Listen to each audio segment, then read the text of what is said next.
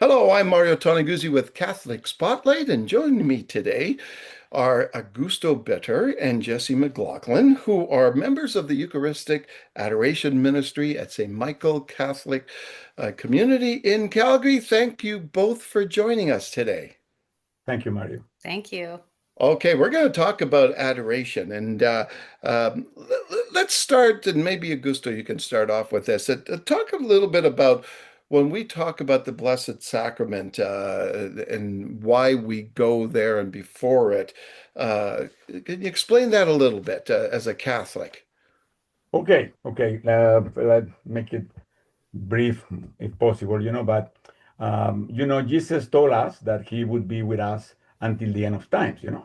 And how he decided to do that, the Gospel of John, chapter 6, is very clear. The Gospel talks about the Eucharist, and Jesus explained his idea, and he decided to stay with us in the forms of bread and wine that are really his body and his blood.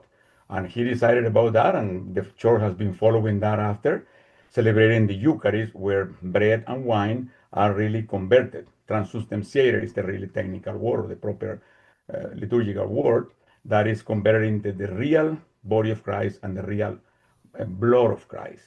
And which is something amazing, I would say. It's a miracle for me every time, when you can really have the presence of God Himself with us in the Eucharist. So any body of Christ, any bread that is left, the church keeps that. And nowadays it used to be like a formal bread, but now it's in the forms of host, which is what we receive in Holy Communion. Hmm. Those bread, or really the body of Christ, are maintained in a little, I don't have really a good technical word, but a little box, or a little container, which is called the tabernacle. Okay, Yeah. they are located in the main sanctuaries of every Catholic church, or in separate small chapels called the Blessed Sacrament Chapel. So they are there, and being God, as I said, God Himself there, it is amazing. We have that blessing to go there and actually adore Jesus, talk to Jesus, pour our hearts, our minds to Him, and said, "Okay, here I am." I find that it's like maybe I'm exaggerating, but it's like having a little heaven with us every day, anytime we want. It's Yeah. there 24/7 for us, and that's really beautiful. And the church really has really opened that for everyone, and that's what we call adoration. Go to the Blessed Sacrament and talk with Jesus with all our heart. Now, Jesse, can you talk a little bit about what exactly St. Michael has in terms of for adoration and yeah, maybe explain a little bit about what's at St. Mike's. Yeah, we are very blessed that we have the Blessed Sacrament Chapel at St. Michael's, which is a separate room that was designed for that purpose of having the tabernacle in it, where the Blessed Sacrament is present. And we are so blessed that we are able to go into St. Michael's anytime it's open from 8 o'clock in the morning till 8 o'clock at night, and we can visit with Jesus in that Blessed Sacrament Chapel. Hmm. Yeah. There's, when we talk about adoration, and maybe I'll ask both of you this question, but let's start with Augusto. What does it mean? Uh, when we talk of like adoration, like what does that actually mean in terms of what you're doing there? Okay, yeah, that is a very valid question, Mario, and for me, this question is linked to the previous one. You keep the flow of info. Again, in relation to having God Himself there present, what we call adoration, or what we invite people to go to adoration, is that we say we invite people go to in the presence of God and talk about Him. Adore means praising Him. I mean, adoration is really telling Jesus how good He is, or how much I want He to be with us.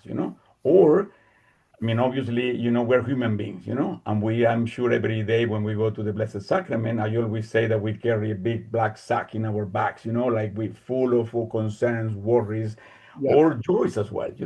But we can really put that over in the feet of Jesus or in the presence of Jesus, say, okay, I'm gonna get that off for now, and just tell you how much I love you and how much I need you, how much I need you come to me and receive your love. That is really what adoration is, and interesting thing is that a lot of people, when you go to the Blessed Sacrament Chapel, are in silent prayer or are with their eyes closed.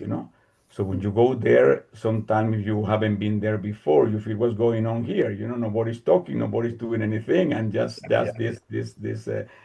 Because, by the way, typically in adoration, the church takes one large host, and put in what is called a monstrance, which is really in order to make visible to people a host, which is Jesus Christ. Obviously, it's a piece of bread what you see, but knowing by faith that Jesus is there, then it's easier just to start really talking and saying. And obviously, it's a process that takes time, Mario, because the very first time you go over there and you are confused, you don't know what to do. But then little by little, yeah, Jesus himself is guiding you and telling you exactly where to go and what to do and what to yeah, say. yeah, And Mhm. yeah, I mean, amazingly, you will find peace, you will find joy, mm, and you feel like that black sack is lighter. yeah, yeah, You will take it back with you, but it's lighter. yeah. No, I hear you. So, Jesse, tell me, you what kind of things I guess you can do in terms of I guess the process Oh, of being there.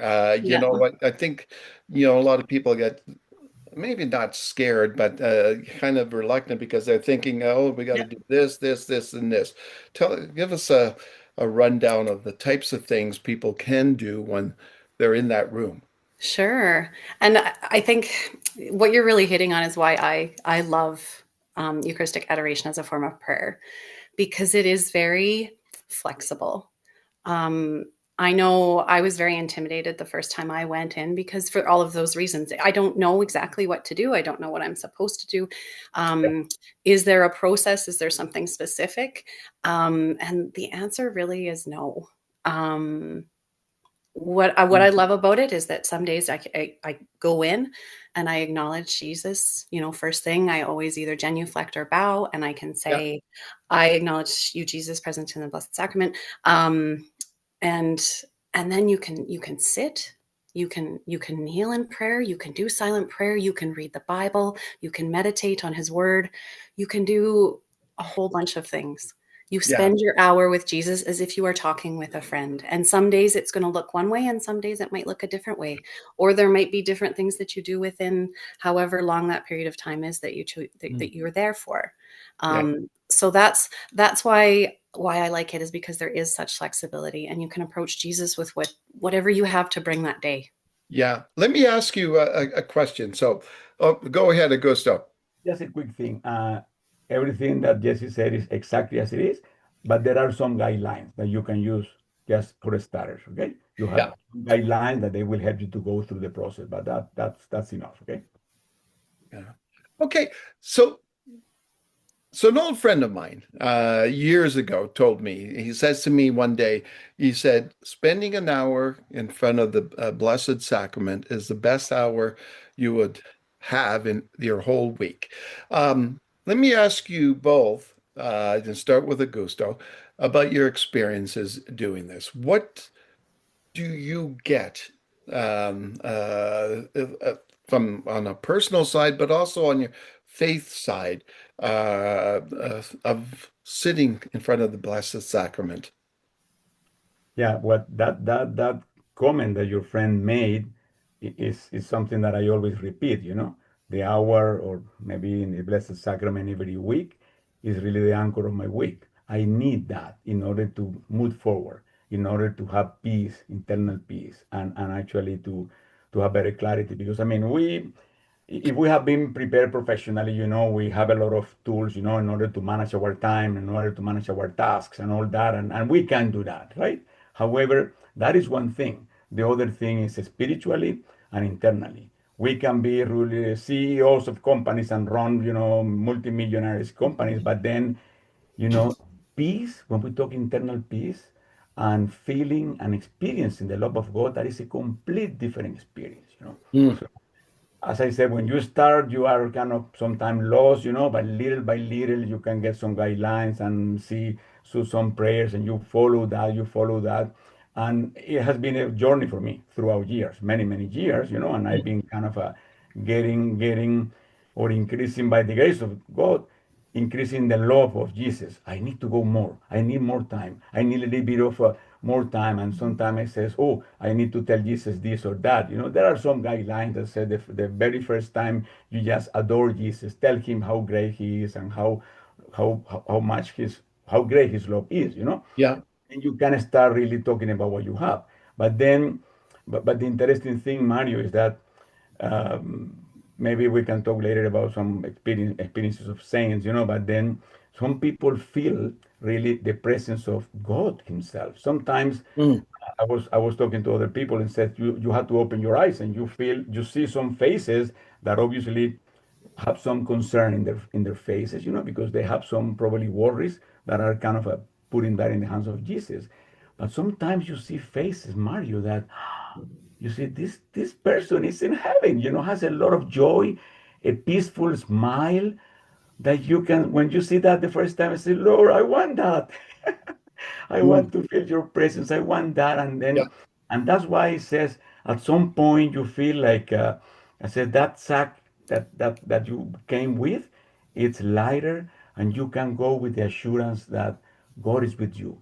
God Mm. loves you and is with you and will be the rest of the week. And will give you that really, let's say, um, I want to say fuel, but fuel is not the right word. To go back to Him any time during the week, because we're human beings, and we are beaten every day and every time, by many things. But you can come, or you can, in the peaceful of your home and heart, and say, Lord, again, I want just to remember the presence that I have with you, and again, put everything in your hands. Praise you Mhm. and give you thanks, first of all, for everything you have. Sorry, you have for me. Okay, Yeah. that's again in kind of in a brief way. Okay. That's Jesse. What about you from a personal standpoint, the experience that you get going to this Blessed Sacrament? Well, I think everything that Augusto said is is for me as well. Um, I think for me, um, there have been times where there's a lot. You're going through a lot, and there's some heavy burdens. And what I find is, whether it is one of those times or whether it's not, it's a place of rest where I can just rest with Jesus, and He gives me rest. And sometimes, I often go back to. Um, there's that famous quote. I don't know who exactly it's attributed to. I think it's a few people have said it, but someone was asked what they do in adoration, and they said, "Well, I look at Him and He looks at me." And sometimes it's just that simple, and Yeah. and it's just that relationship of, you can spend time with someone, and you don't need to say anything at all. Sometimes you can just Yeah. look at each other. Yeah. Yeah. Okay. Now, we live obviously in a very busy world, noisy world, right? And where Mhm. silence is at a premium, and people don't know how to be silent. Like, so it's a challenge for people our age, to be silent for Mhm. any period of time. Let's talk about youth. It's got to be even bigger challenge for them. What, how do we get youth to become involved in this and in the adoration of the Blessed Sacrament? And why should they? Augusto, let's start off with. Okay. Yeah, that's a very important question because whatever applies to youth probably apply to adults as well, because nowadays Yeah. we have a cell phone and the cell phone is ping, ping, ping, ping all the time, and we are really tempted to look at that all the time. Yeah. Uh, and the first thing that we should do is just put it off so that we try to concentrate. Okay, and just as a and if we have really issues, going silent, we really use a guideline, I mean, one thing that helped me a lot was 15 minutes in company of sacramented Jesus. That's really something that guided me to go there, And when I was really a teenager, or even a kid, I used to go with my dad, my mom and dad, and I was there in holy hours, and it was okay, I had a good time. But then later, yeah, as an adult, that I started to go, and I being a teenager, I kind of hear other people leading a holy hour, trying to lead me to go through my issues, through my issues, because we have issues. I mean, as a teenager, you are bombarded nowadays worse than before, Much more. Yeah. Yeah. it is important that you have talked to someone before you go to the Blessed Sacrament. If you are a teenager, that would like to go, because if you go there at the very beginning, you will be probably kind of a lost maybe. But as a teenager, you have so many stakes, that are really bombarding you. And then going there, if we have talked about that, you know that you have many doubts, many concerns, many things that are really, is it true? Is it worth to be here? What am I doing here?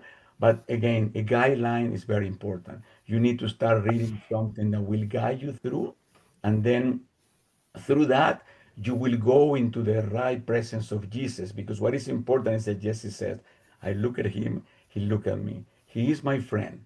And those guys will explain you how to consider Jesus my best friend. We have this best friend, and youth as well. They have this best buddy, that they can talk about anything. Well, Jesus is there for you. But it's a process, Mario. It's not really something that you go and No. happen like this. It in my case has been a journey for more than 30 years, and it's still something that you discover every day. But Yeah. it is important, the question for youth, because it's I would like really my kids as well to really do what I do, and they do a little bit of that, but I feel like they are too distracted with so many things, Yeah. and it's hard for them to go and realize, oh my God, God is there waiting for me. It's Yeah. not easy. We need to So, pray. yeah. So, Jesse, how do we get youth involved? Hmm. Oh, that's a great question. I mean, invitation firstly, I guess. And there's a few things that we're working on as a parish and as a group to encourage youth to come and to visit. Um, on a personal note, during the summer, it was beautiful. We have exposition on Friday nights until 8 p.m.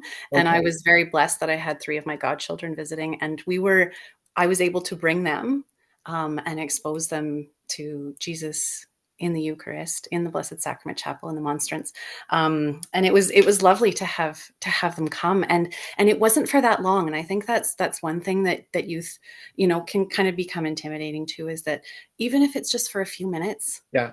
to come in and say hi, and just take those few moments of silence and peace, Yeah. and calm. Yeah. Yeah, I think that's important, right? Because initially they say 1 hour may sound overwhelming to Mhm.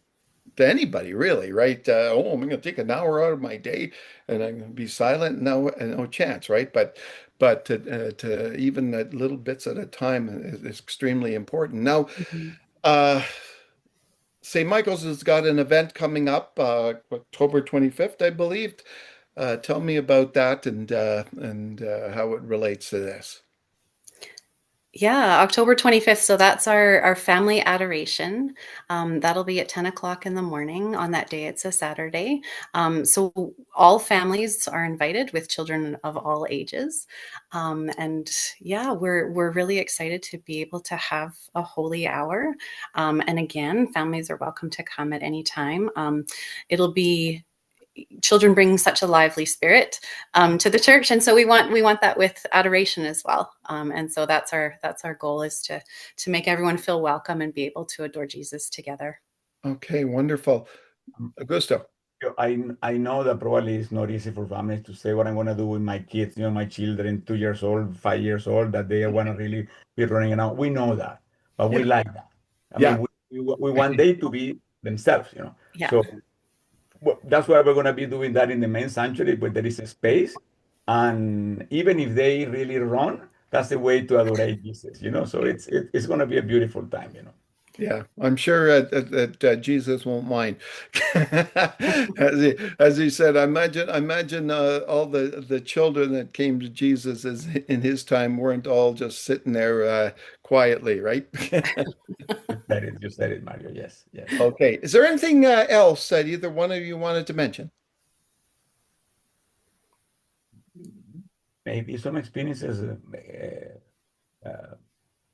Jesse, about that we have been following what some saints have been telling us, you know. Yeah, maybe Oh, talk a little bit about that. You mentioned that earlier, Augusto.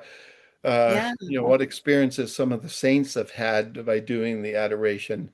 Uh, Go ahead.